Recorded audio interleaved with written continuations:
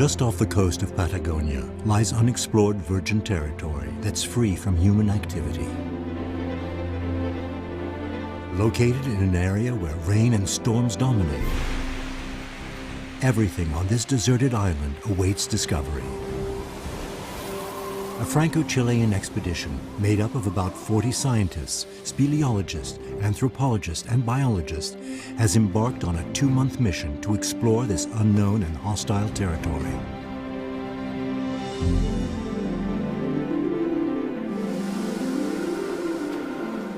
Their challenge is to push the limits of knowledge and unlock this wild beauty's mysteries.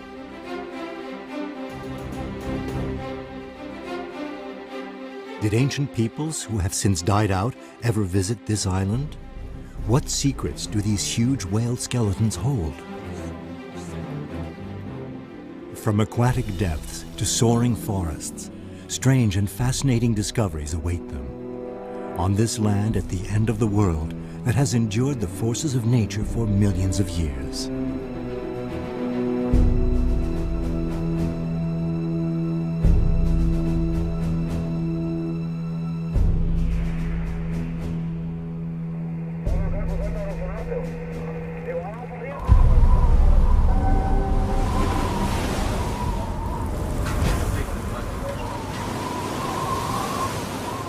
After 2 years of tireless preparations, the members of the expedition are transported to their destination by Chilean fishing boats.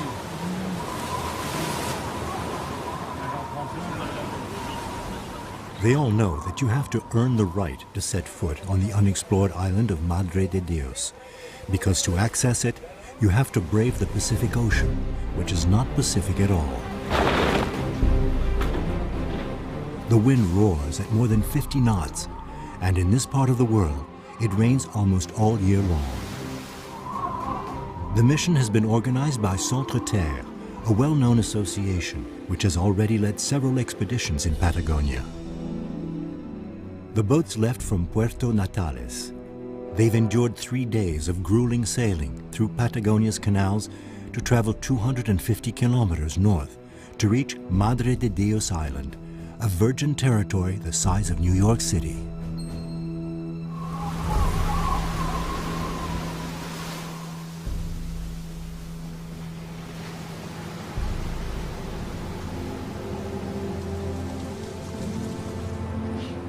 The team is made up of seasoned specialists and scientists, most of whom are also speleologists or cavers, who are used to exploring hostile terrain.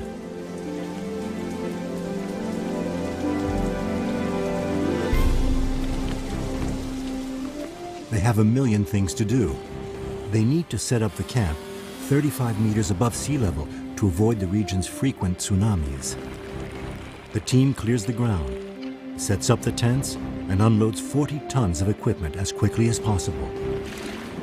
It's raining hard, with no end in sight, as is often the case here.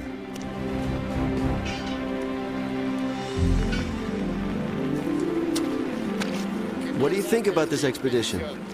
What do I think? I think you're very talented, very capable, and intelligent. You've got a lot of nerve. Real commandos. Yeah, a little crazy. I wouldn't do it.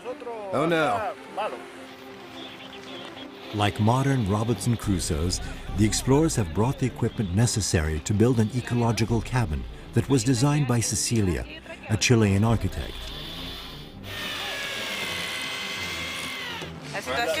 It's very difficult to build in this extreme location, in this weather, but we're making progress.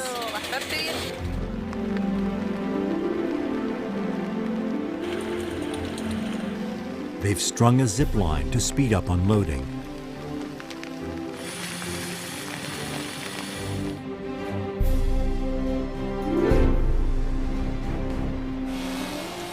They will need 8 days to finally finish the construction.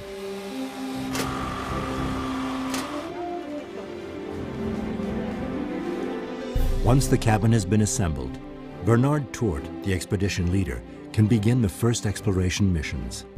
Safety is always his major concern. In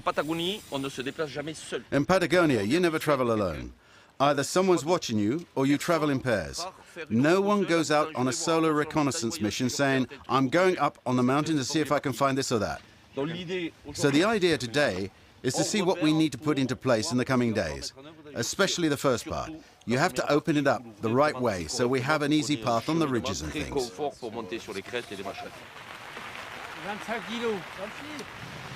Be strong. Yes, we're gonna need some strength. The Great Limestone Wall on Madre de Dios Island rises to 650 meters. However, to reach the rock, you have to cross one of the surprising Magellanic forests that are found here. This completely virgin territory could hold yet undiscovered living species.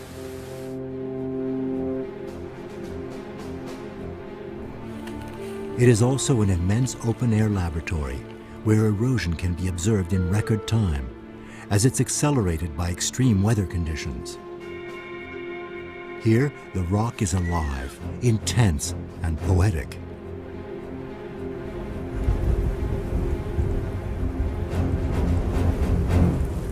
The geomorphologists are walking on 300-million-year-old limestone formations that are unique in the world.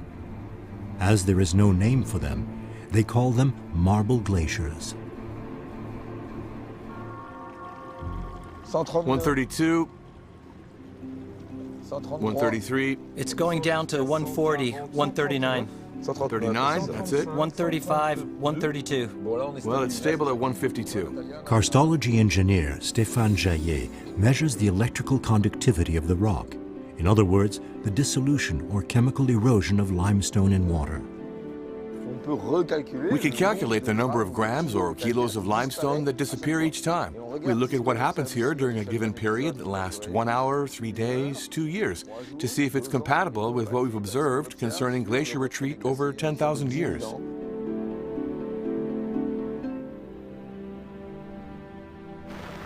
Meanwhile, speleologist Natalia Morata is braving the mountainous terrain in order to explore this new area.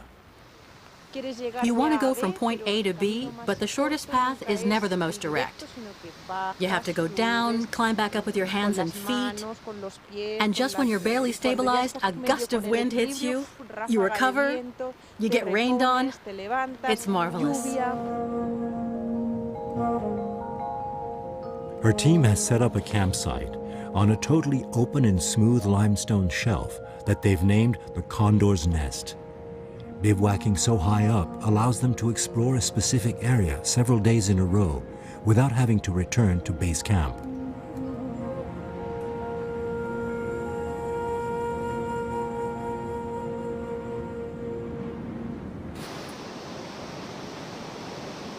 Another team of speleologists has just found its first cave. It seems like it keeps going. There's a big stream there.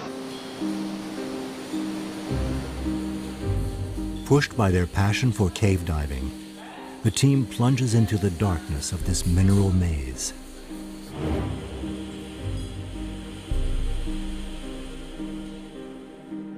Today's mission is to collect concretions, such as stalactites, in order to study them. These little mineral pieces will allow them to detect climate changes that have occurred since the end of the Ice Age. This is a beautiful glacier sequence. It's 6 meters high. The 2 meters at the base are pretty stratified. You can see several sequences where it was filled in, which are linked to the periods of glacial melt that brought gravel, sand, and all that, and which gradually filled in the hole.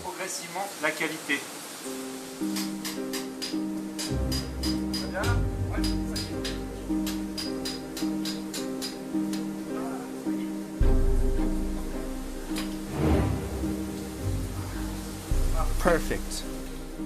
Scientists have collected a stalagmite that's ready to reveal all of its secrets. Cut in half, it reveals growth striations from the bottom to the top.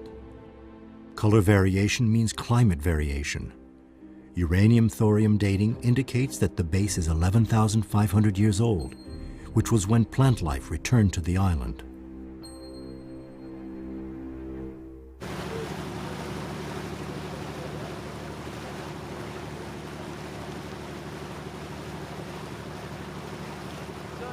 Stéphane Jaillet has joined geographer and geomorphologist Richard Mayer. They are the mission's two scientific coordinators. They are going to explore a cave that was discovered on an earlier expedition, the Pacific Cave, home to the only Kaweskar rock drawings in Patagonia. These ancient nomads were perfectly adapted to this hostile region. They canoed from island to island without ever settling down. They didn't mind the icy water and lived in a rustic and simple way. For 6,000 years, they believed they were alone on the earth until Magellan discovered the area. Regarded as monkeys or subhuman, they were persecuted and decimated by the Western settlers' illnesses. In 1850, there were still 5,000 of them. Today, not more than a dozen survive.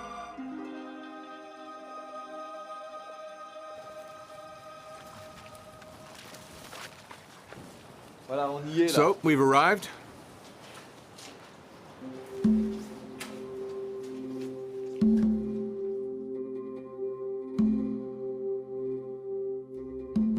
Stéphane, the nomads of the sea created these drawings, right? They're the only ones it could be. We have no idea how old the drawings are. There are several elements that could prove their age. The distortion of the ochre. The lines aren't clean. They're already very distorted. There's a little stippling on the calcite, some calcite blooms on top of them. These are elements that allow us to say that they're old. The ochre isn't datable, so that won't tell us anything. But we still have the geoarchaeological context that we've studied a bit. What's our altitude here? I think we're at 3 or 4 meters, right? Yes, we're 3 or 4 meters above sea level. It's an ocean cave, actually. Seawater was probably already here like 4,000 or 5,000 years ago. One can reasonably surmise, given the notches at the base of the island, that 3,000 to 5,000 years ago there was certainly water present in the cave. Stéphane Jaillet is doing a photogrammetric survey of the cave. So, the distance is 1 meter 84. 1 meter 84? He will then be able to do a 3D analysis of these ancient works. This limestone specialist can also use his skills to do an archaeological survey.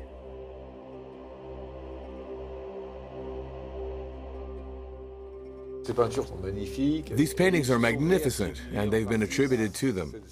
They are their works. Very recently, the Kaweskar flag shows the human figure and the solar wheel. It's moving. It recognizes their roots. When the cave was discovered in 2006, Gabriela Poterito, one of the last Kaweskars, was still alive. She came to the site and identified the drawings. This is our old camp. Yes, this whole place. Oh, yes. That's a color that I saw my mother making. If it was our elders, if they lived here a while, or if someone died here, they made a mark. If one of our families, a mother, or friends died here, they left a mark. To remember them by? To remember them by.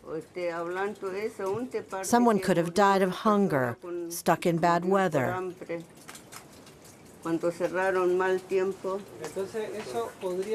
Does that mean there could be a body here? There could be one. It's Oximal, a family member's spirit. You have to let them live peacefully. If you bother them, they will come bother you at night.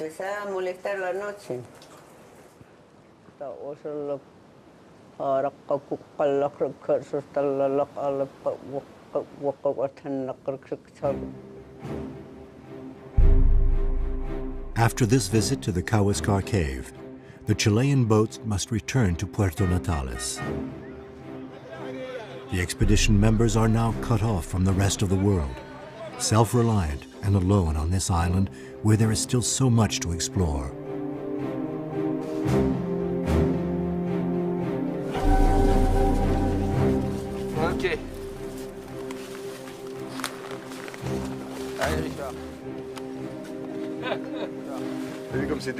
You see how jagged it is above? We're here. We've reached one of the really interesting areas. The first grooves are already there. There's always a little basin that remains at the base of the grooves. You see, this one's relatively deep. The water level's already decreased. So it gradually dried out. But there must be a little bit of erosion, maybe some microorganisms that have developed and survived at the bottom. But now, as we climb, we're going to see shapes that are more and more beautiful. Between the runoff and the wind, they're going to be wild. The shapes here are like nowhere else. Hydro-wind shapes, as we say. Yes, water and wind. Rainwater runoff that erodes the limestone has created these giant limestone pavements. Here, the erosion caused by the wind and the rain has shaped the surface in a strange and unique way. It really seems like another planet.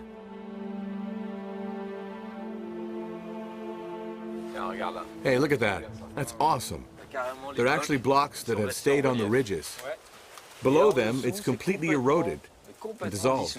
It's jagged, like it's chiseled, like lace. That's cool. Crazy. It dissolves like sugar. Look, that's amazing. It has a name, you know, calcins. These are little calcins, or surface crystallizations. So, there is dissolution and recrystallization. And a concentration of carbonate due to evaporation. That creates these fungi. It's possible there are bacteria inside, too.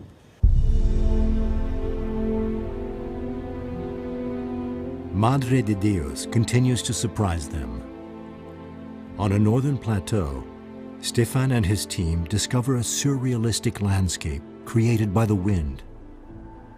There are pieces of rock lying on limestone ridges that stretch out like plumes of stone smoke.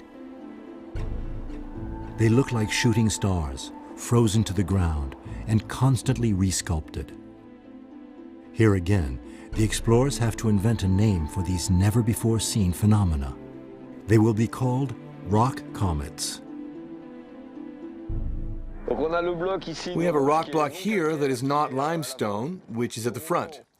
From the moment the block was deposited, it resisted erosion because it's made of stone that does not erode, whereas here, the limestone and marble eroded. And then we tried to go a little further in this description. So we placed instruments around a rock comet to measure the wind variation around it and the effects it has on its shape. For 6 weeks, the anemometers will record wind speeds up to 120 kilometers per hour. So we placed 4 anemometers, one in front, one behind, one on the ridge, and one that's sheltered. You can already see that one isn't turning as much. A 3D model was created from about 100 photos taken from every angle. These data will enable them to construct a virtual laboratory showing how the block affects airflow. Strong winds are red, milder winds are blue. When the wind is very, very strong, it bounces off the block, so the comet's tail receives less water and has less erosion. The same process, pushed to the extreme, explains other unusual and unique shapes. This time, the speleologists have named them mushrooms. Their work reveals a surprising fact.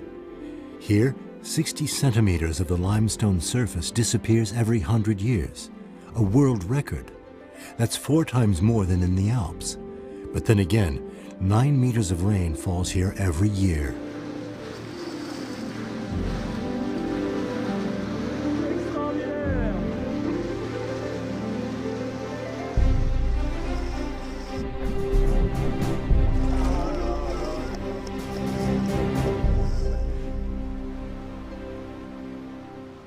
The magic of Madre de Dios is as intense as it is rare, because the weather conditions often become nightmarish in the blink of an eye.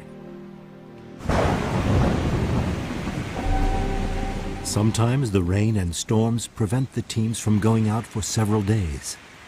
Everyone knows what to expect in this region, aptly named the Roaring Forties. Madre de Dios endures 70 storms and 300 days of precipitation every year.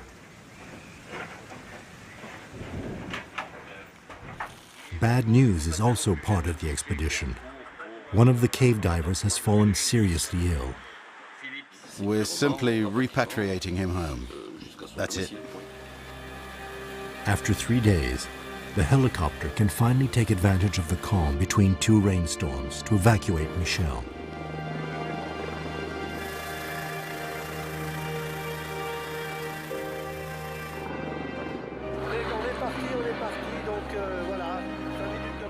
Suffering from a serious intestinal infection, he is dehydrated and has lost 18 kilos in 15 days.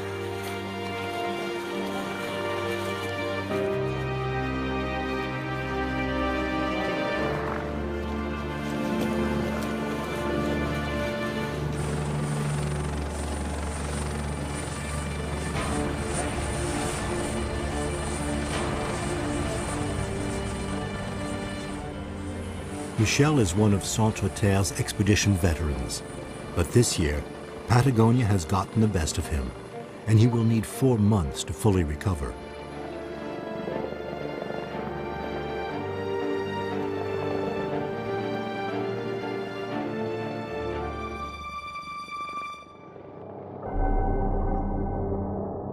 A group led by Frank, Stéphane, and Richard ventures to a beach where they've caught sight of flying birds of prey called caracaras.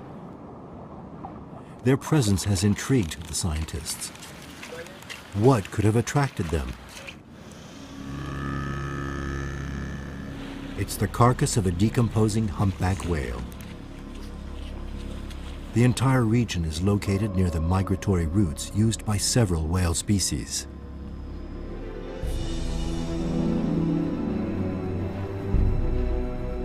But this discovery is only the beginning.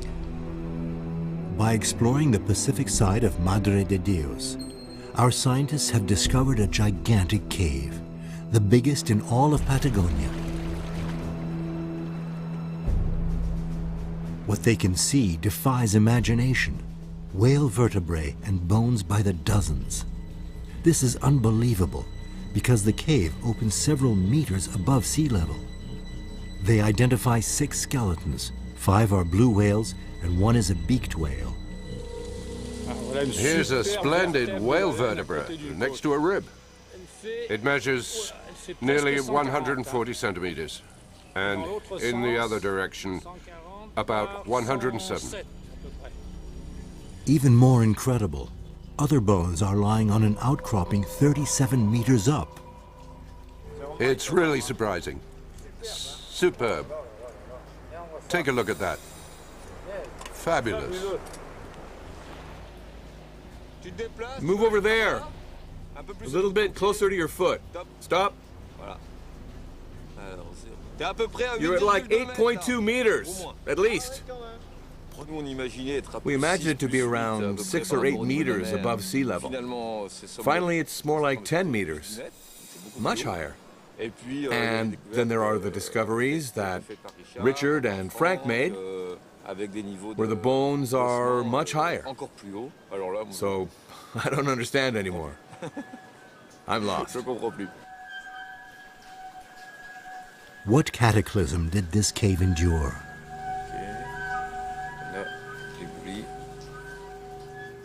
Like crime scene investigators, the scientists look for clues. Stéphane is interested in the location of each bone, while Frank takes samples. Radiocarbon dating shows the vertebrae collected from the lower section to be 3,200 years old, and the bone found 37 meters up to be 2,600 years old.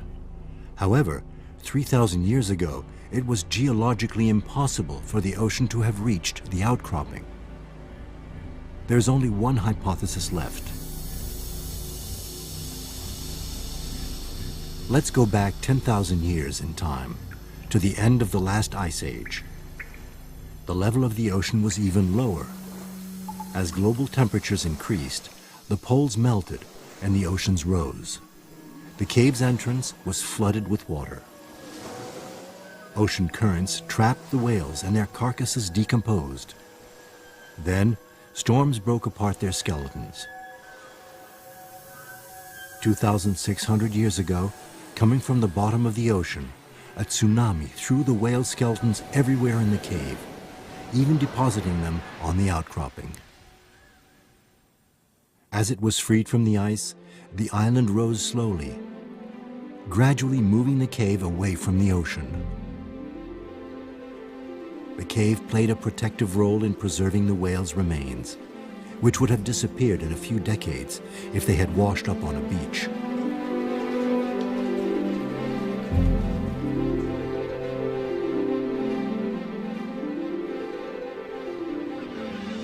Many birds come here to feed and reproduce. Cormorants, petrels, albatrosses, and even small Magellanic penguins. In addition to being a seasoned cave diver, Frank Breyer is the team's biologist.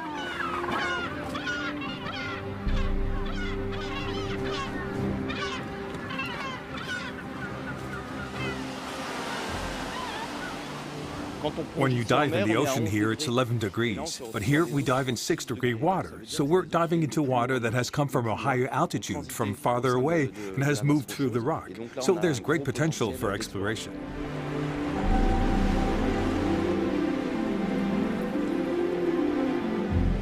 Frank and Carlos form a solid pair. They've been diving partners for years, an essential advantage in these extreme conditions. As they head to their next exploration spot, they seize the opportunity to enjoy the entertaining marine life. Dolphins, seals, and sea lions seem fascinated by these two strange human mammals, an unusual presence in this wild setting.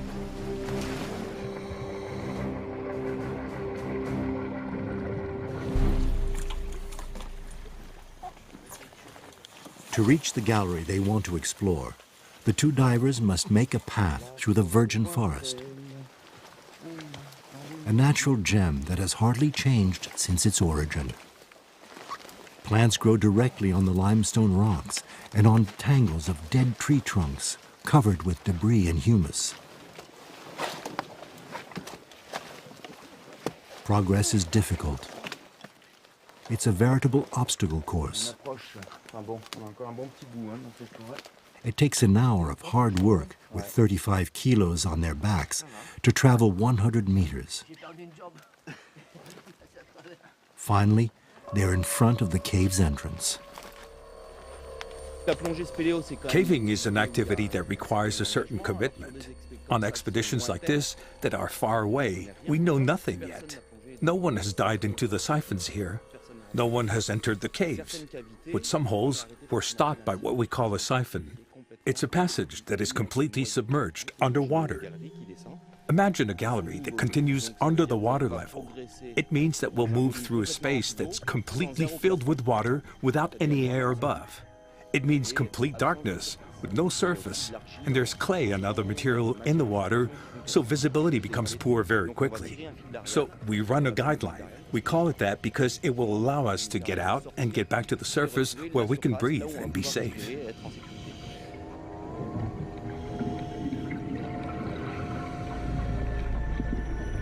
When you're diving in the sea, if there's a problem, you can resurface and everything will be fine. Here, if there's a problem, you have to turn around. Because we're limited by the amount of oxygen we're carrying, we need enough air to get back out, and we can't get lost. It isn't a single tunnel. There are ramifications.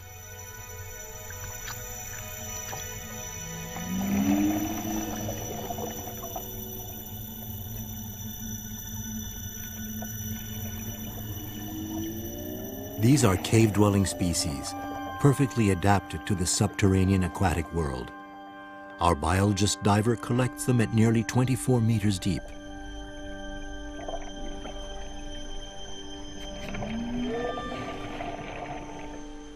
With a total lack of pigmentation and no eyes, they are the first troglobite species they found on the island. An amazing find. They must now analyze them in order to know if it's a new species found only in this specific location. Here on these archipelagos, there was a succession of ice ages. and periods of warming. During the glacial periods, it was completely covered by ice. When there are glaciers, we consider there's no more life or vegetation, no more plants. And as the ice melts, these environments are recolonized. So is the underground environment a protective environment? It's an environment where there's very little variation in temperature and humidity. There is permanent and complete darkness. There is little food. In short, it's a very stable environment. During the glacial periods, they still had to find food. It's the basis of life. There must be a supply of organic matter for life to exist. So ice is not totally devoid of life. It contains a few organisms. Geological evolution and the evolution of life work together. That's what's exceptional.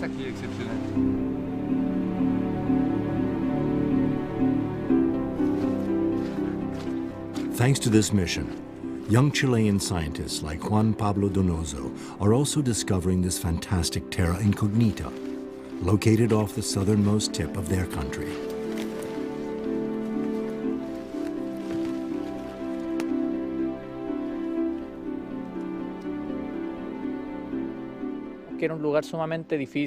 We knew it was a very difficult place with extreme conditions, and these extreme conditions mean low animal populations. Scientifically, there's still a lot of work to do. It's just the tip of the iceberg. We've collected insects, and now we're going to take them to the laboratory to study them, to know which species we have collected, and if there are new ones. What has great potential is marine biology. I thought there was a lot of diversity along the coast, and I think there are a lot of very interesting things for both biology and marine biology.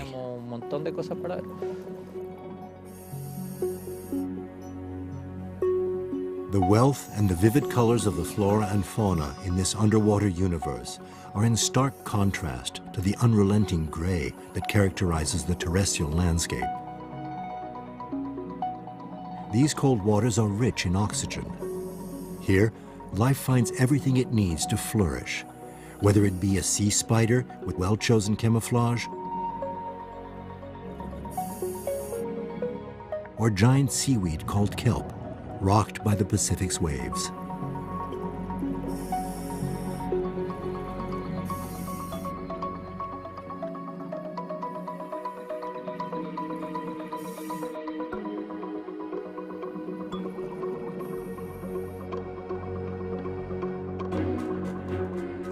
The days and explorations follow one after another. The team has found its pace. The smallest plant is observed. The abundance of flora is surprising because of the lack of insects on the island due to the climate. Botanists understand that the wind provides pollination, which brings the forest everything it needs to thrive. Its almost poetic diversity becomes a valuable thing to study. Soon, these plants will enrich Chile's herbarium. Richard and Frank, en route for a new mission, marvel at this natural plant museum. They're pretty lichen here. Oh, wonderful. Look, Frank, there's a really curious tree here. It has fungi. Beautiful. Even under the branch. They remind me of certain fungi that we have in France, which are called wood ears. I think they're the native spread. They're edible and locals eat them here. It's a Nothofagus antarctica.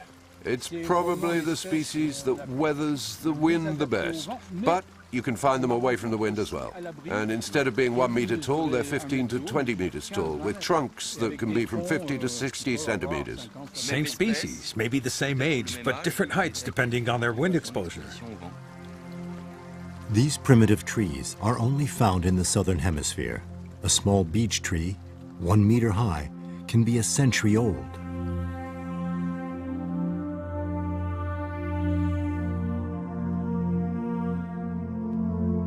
Some of the plant species that are found here date back 200 million years, from the time of the original continent Gondwana, which then broke apart to form some of today's continents.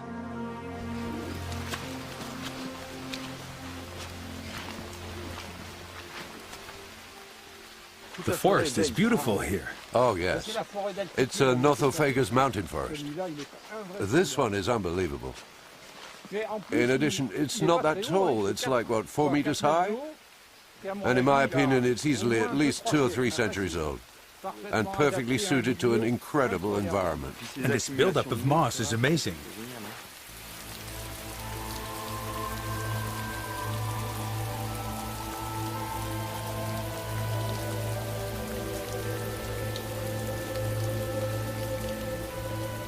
I've been traveling around the world for 40 years, but each time I'm amazed by these landscapes. And the landscapes start here with the Magellanic Forest, by its plant vegetation that you won't see anywhere else in the world.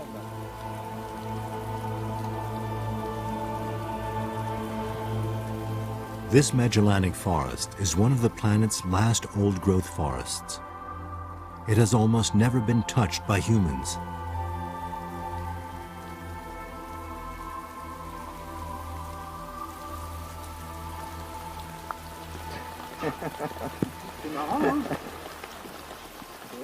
The tree species found here have been completely destroyed in Chile's Cordillera forest, cut down by the logging industry.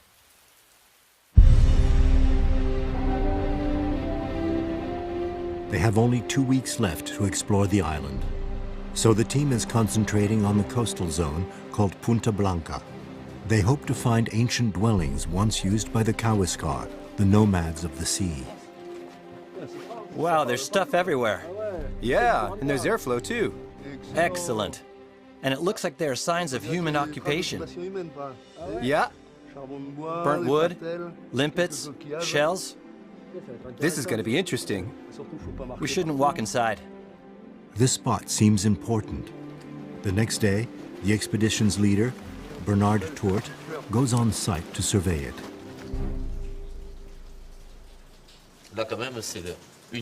It's a cave where we've spotted real traces of short or long-term occupation. But deciding if it's recent or not is not up to us. In any case, we can fill out the archaeological record for the conservation of national monuments. Yes, we've named it the Punta Blanca Cave. We can say that we've seen mussels, shells, sea urchins, and limpets. Over there you can see traces of a hearth with charcoal. In the Pacific cave, we found paintings. Here, in my opinion, it's unlikely, because concretion occurs quickly. So it could be covering old marks, which are no longer visible today. Let's start drawing the topography. In this area, where no human has set foot for centuries, the topography is fundamentally important. It serves as the cave's birth certificate, which can now be catalogued. It also helps to understand the cave's evolution and what the ramifications of this evolution are.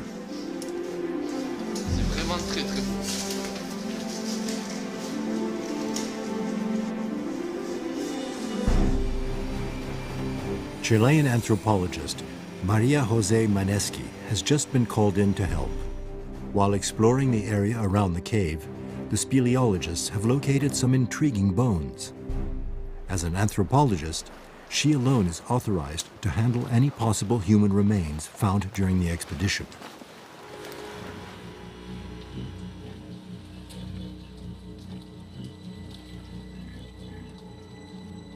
It's darn big.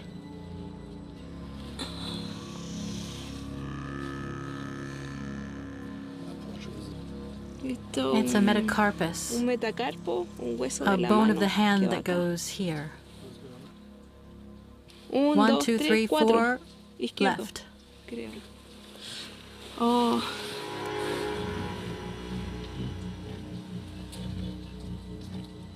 Do these remains belong to the Kawiskar Indians? Or are they the remains of a shipwrecked Westerner?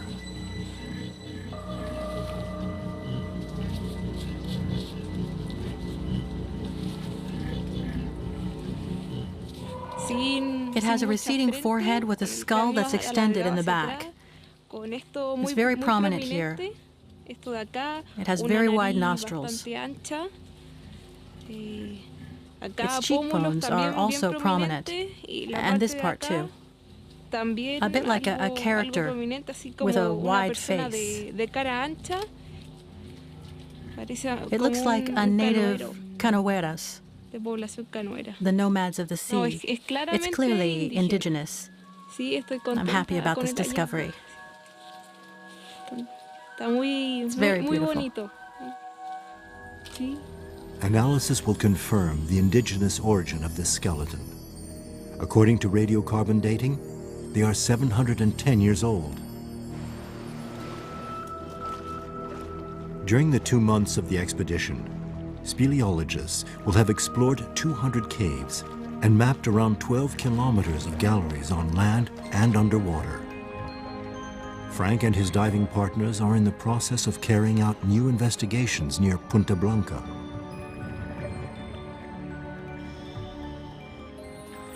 I unrolled 75 meters. It changes directions very often. I feel like at the beginning it starts like that, and then we come back underneath. I think we stay a little under the beach.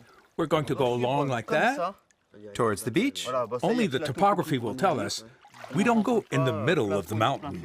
We'll go like this and this. Very pretty. It's back to the scientists' base camp to report their findings and analyze their field notes. The adventurers become lab rats and accomplished artists. While comparing their topographical surveys, several different teams have a hunch.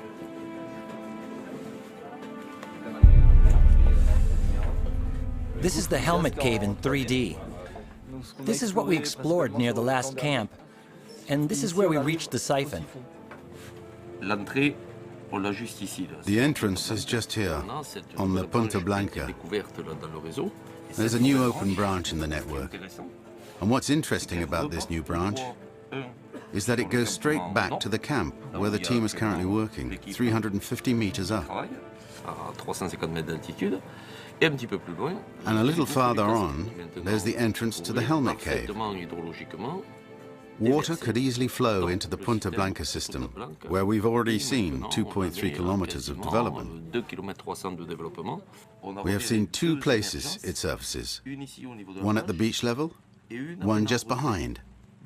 So all the water in the system seems to come out there. We can always hope for a junction point with the Punta Blanca system. It would be the first time that we will cross through Madre de Dios. Bernard and Natalia are excited. They have an inkling that they may be able to find a junction. By following the groundwater's path, 2 teams will try to meet up. The speleologists will descend from the Helmet Cave, where rainwater enters, while divers will work their way to where it flows into the ocean. If they manage to find each other, it will be an exceptional geographical discovery. It's now or never, because the expedition is drawing to a close. Braving the storm, the speleologists, led by Bernard, will spend the night 350 meters below the cave's entrance. In the morning, they will climb to the cave to start their final exploration.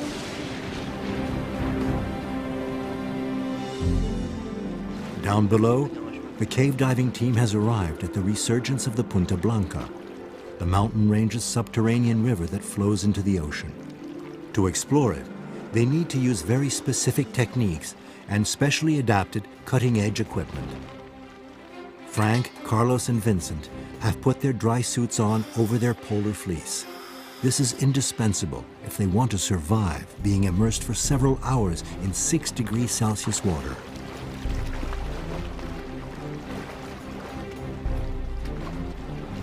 Clinging to their guideline, the divers plunge into the darkness of the subterranean water, hoping that at the end of their journey they'll find their fellow speleologists, who have just now arrived at the entrance of the Helmet Cave, 350 meters above. They will begin their descent from this opening. It's rare to find an entrance like this one, at this altitude. Do you think it links to the Punta Blanca? That's what we'd like to know. Have you seen Punta Blanca's underground network? The Punta Blanca could be the surface point for the whole underground system that's found here. That's why, if we're lucky, we may be able to meet up with the other access point and better understand the entire hydrological system.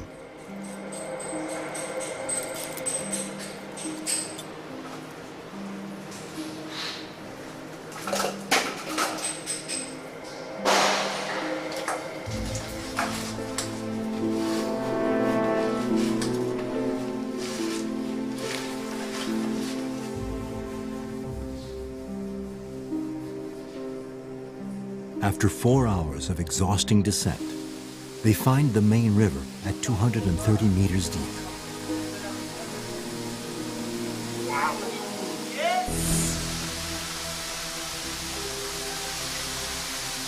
In a few days, the explorers will be back home.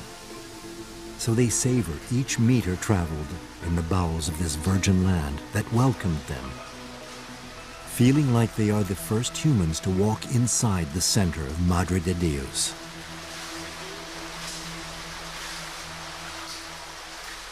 We came down a little winding corridor there.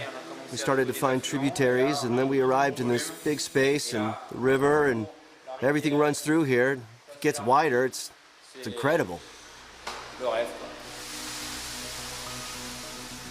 They reach the final U-bend of the cave.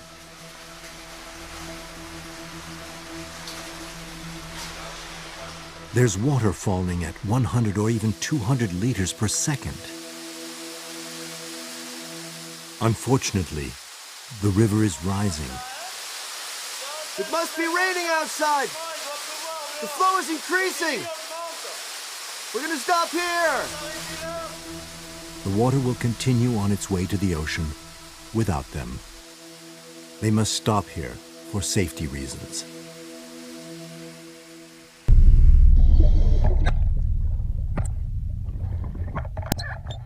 120 meters below, a short distance, but one that's huge here, the divers are also blocked after traveling 540 meters. They've traveled to the end of their guideline. It would be crazy to continue on without it. They have to turn back. The quest was a beautiful idea, but remains unfinished. They will not find the junction point this time. Speleology teaches patience and humility.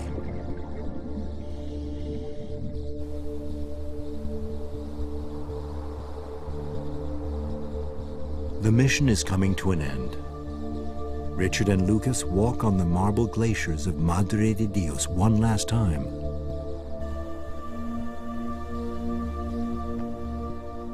Come here, Lucas. Come see. What beautiful grooves. Wait, that's special. Those are natural stairs. Look at that. Which are you taking? I prefer these. I'll take these here. Let's go. Okay, meet you up at the top. We'll see who's first. Look at that. It's great. No need to wear myself out. Even an old man like me can go so fast. Wow. In 2 months, our explorers have only had the time to catalog 1/10 of the island. So the last moments are precious. These twists and turns are incredible, Lucas. Yes, they're really nice. Actually, it's a miniature water basin, meaning there's a reception area upstream with grooves that come together and form a main winding flow in a small canyon that flows into a sinkhole. This is a model of what's happening in many parts of the world. But here, it's actually on bare rock and wonderfully sculpted by runoff. All of the drops of water come together on the surface, making these grooves and holes. All the water joins together underground and creates a water network, a complex system of tributaries, fed by different sources that come together in one place. We absolutely want to follow the path of the drops of water that finally flows into the ocean at the bottom.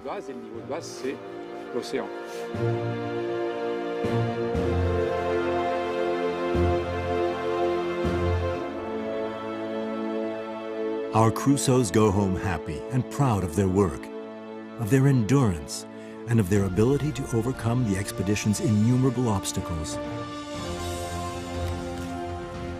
Over 2 months, this close-knit group of men and women have accumulated many scientific and human discoveries. Their findings will allow us to better understand the Earth's different ice ages.